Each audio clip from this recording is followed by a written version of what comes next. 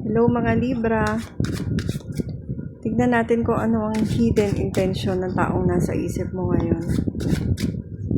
Ano ang hidden intention ng taong nasa isip mo? Kung sino man itong nasa isip mo.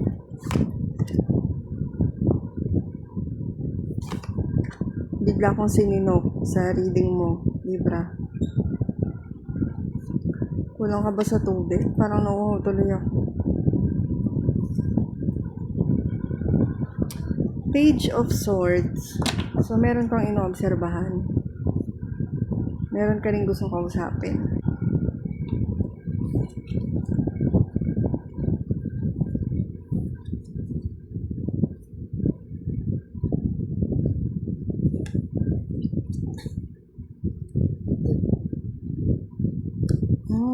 Ano to? Meron siyang secret.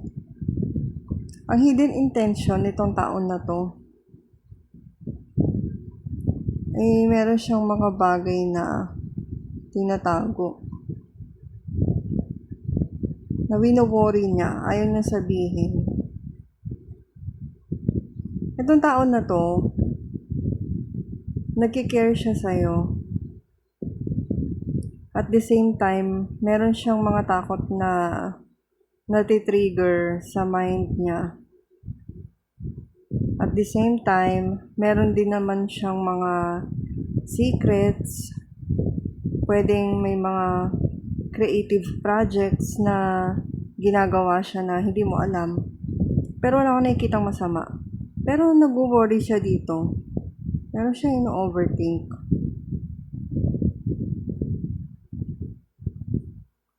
Ano kaya to, Libra? Napapaisip ako. Kung yung nasa bottom of the deck mo ay Page of Swords. So, pwedeng itong person na to gusto kang kausapin. Pero hindi siya nag-e-effort. Baka nagkaroon kayo ng tampuhan. Or pwedeng gusto lang niya talaga muna manahimik ngayon. Ang The Moon, merong mga tinatago. Tinatago niya dahil hindi pa siya handang i-reveal. Ganon. And kaya niya tinatago yan, meron siyang kinatatakutan na malaman ng iba kung ano man yan. Oh, okay. Alam mo, merong iba dito sa inyo, medyo complicated to. Na-pick up ko lang ngayon na itong tao na to nag-aalala.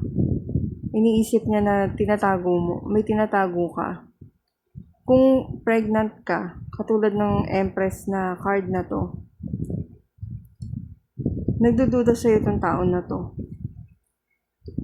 Pwedeng iniisip niya na kung sino ba talagang tatay niyan, kung ano ba talagang intention mo. Basta nagdududa siya sa'yo. Nagdududa siya sa'yo. Ano yung advice na dapat mong gawin dito, Libra?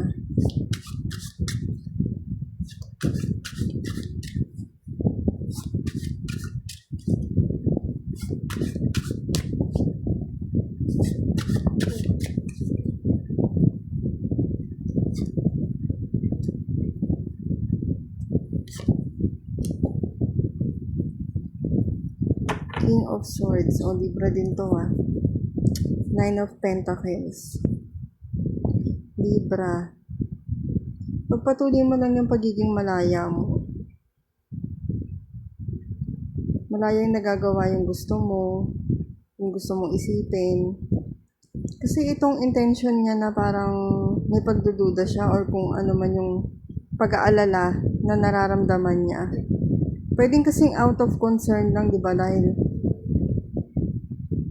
ito yung napipick up kong iba, yun nga, may nagkikare sa itong tao na to dahil nga nagkikare siya, may mga takot siya na what if niya, baka ganito, ganyan. O example na lang yung pinakamababaw, o baka wala kayong ulam, ganyan, ganyan. Kasi nga nagkikare siya. Yun yung hidden intention niya na wino-worry niya kung anong kailangan nyo. And then, ito, so ang advice sa'yo, huwag kang mag-alala kasi itong person naman na to, parang lagi siyang nandyan para sa inyo. Kung meron kang kailangan, magsabi ka lang dito. The King of Swords. Libra.